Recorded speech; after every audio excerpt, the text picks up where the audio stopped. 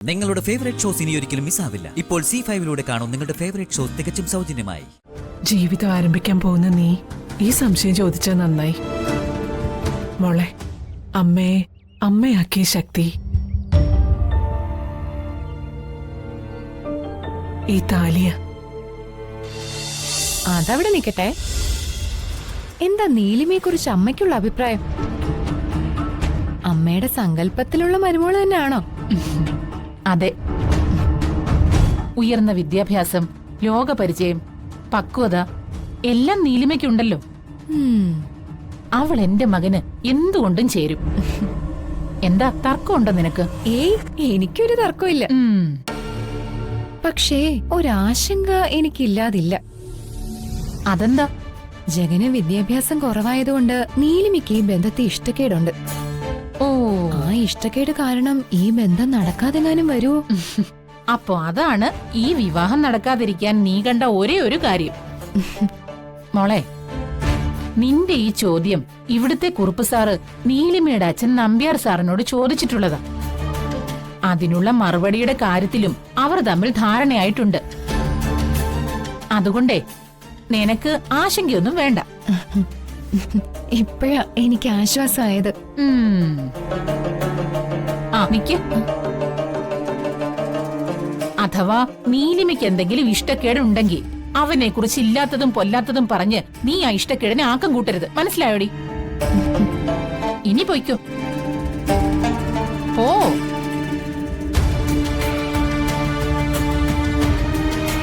ഇവള് വെറും വിദ്യയല്ല, അഭ്യാസം നന്നായി അറിയാവുന്ന വിദ്യ. ഒരു കുടുംബം കലക്കാനൊക്കെ ഇവള് മതി.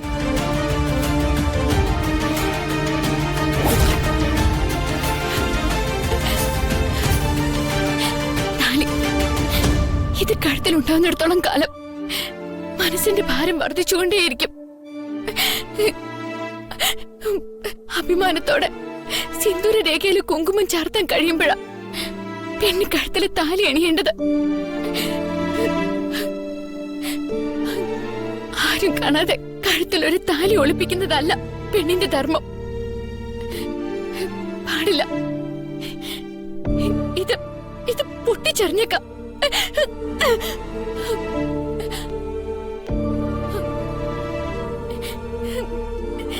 ഇല്ല, താലിയുടെ പ്രാധാന്യം മനസ്സിലാക്കാതെ പെട്ടെന്ന് അങ്ങനെ പൊട്ടിച്ചെറിയാൻ പാടില്ല. താലി കെട്ടി കഴിഞ്ഞ ഏതെങ്കിലും പെണ്ണിനോട് തന്നെ ചോദിക്കാം. സുചിത്രയെടുത്തി അല്ലെങ്കിൽ വേണ്ട, ഹരിത അതും വേണ്ട.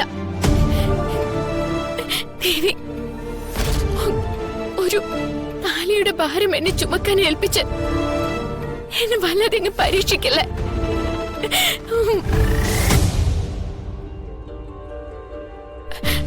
അന്ന് അമ്മ എന്നോട് പറഞ്ഞത് എനിക്ക് ഓർമ്മയുണ്ട്.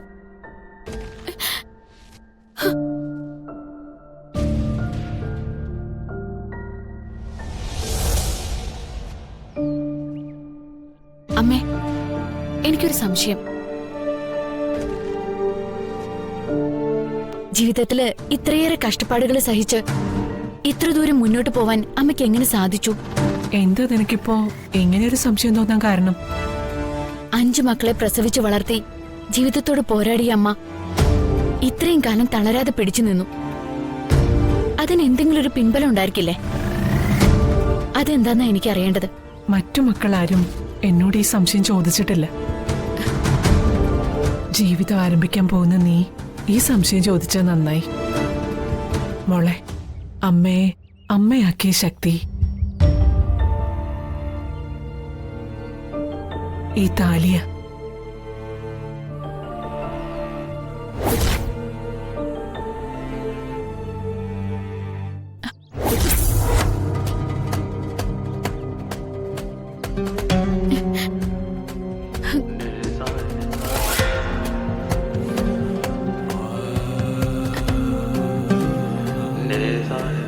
ഒരു സ്ത്രീയുടെ രക്ഷാകവചവും മാർഗദർശിയൊക്കെ ഈ താലി. സ്ത്രീ പൂർണ്ണതയിലെത്തിയെന്ന് വിളിച്ചറിയിക്കുന്ന സാക്ഷിമുദ്രയാണിത്. ഇതിൽ ദൈവികാംശമുണ്ട് മോളെ. ഇതിന്റെ പവിത്രത കാത്തു സൂക്ഷിക്കുന്നവൾ പതിവ്രതയും ഭാഗ്യശാലിയും ആയിരിക്കും. മോളെ, താലിയുടെ പവിത്രത ഇപ്പോഴാണ് അമ്മ എനിക്ക് ബോധ്യായത്. എന്ത് ത്യാഗം സഹിച്ചും താലി സംരക്ഷിക്കാൻ സ്ത്രീ കടമപ്പെട്ടവളാണെന്ന്. അല്ലേ അമ്മേ?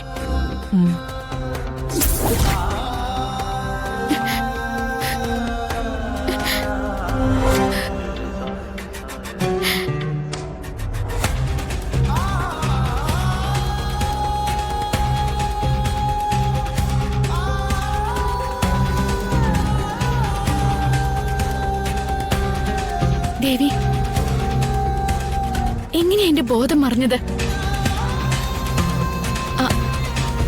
ആ ടവലില് എന്തോ ഗന്ധം ഉണ്ടായിരുന്നു. അതെടുത്ത് മുഖം തുടച്ചപ്പോഴാ എനിക്ക് തല ചുറ്റിയത്. പിന്നെ നടന്നതൊന്നും എനിക്ക് ഓർക്കാൻ പറ്റുന്നില്ല. ദേവി, അവിടുന്ന് മഹാമായയാണ്. എന്നെ പരീക്ഷിക്കാൻ വേണ്ടി ദേവി കാട്ടിയ മായച്ചാലായിരിക്കോ ഈ താലി? ദേവി, നീയും സ്ത്രീയല്ലേ? അവിവാഹിതയായ ഒരു പെണ്ണിന്റെ കഴുത്തില് താലി ബന്ധിച്ച് പരീക്ഷിക്കോ?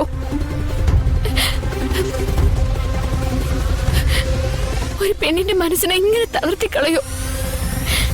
ഒരെത്തും പിടിയും കിട്ടുന്നില്ലല്ലോ ദേവി.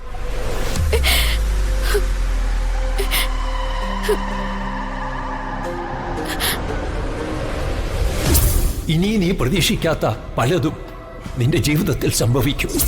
നടക്കാൻ പോകുന്ന കാര്യങ്ങൾ നീ കണ്ടുകൊള്ളുക.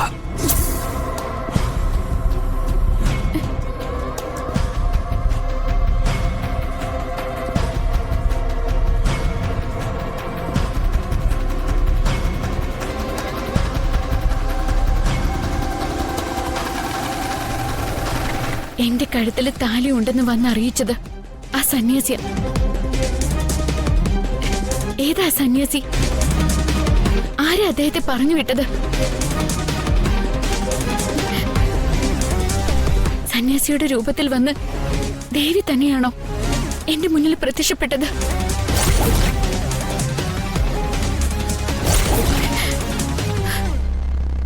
മായ, മഹാമായയുടെ മറ്റൊരത്ഭുതം.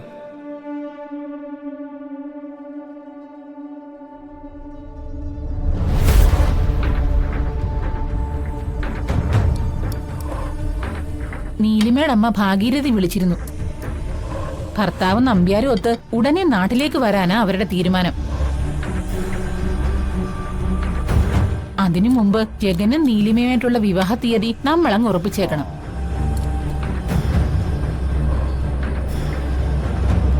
ഗൾഫിലെ ബിസിനസ്സൊക്കെ മതിയാക്കി കേരളത്തിൽ വേരുറപ്പിക്കാനാ അവരുടെ വരവ്. ആ കുടുംബവും നമ്മുടെ കുടുംബവും തമ്മിൽ നല്ലൊരു ബന്ധം ഉണ്ടാക്കണം. ഡൗൺലോഡ് ചെയ്യൂ C5 ആപ്പ്. കാണൂ എല്ലാ എപ്പിസോഡുകളും സൗജന്യമായി.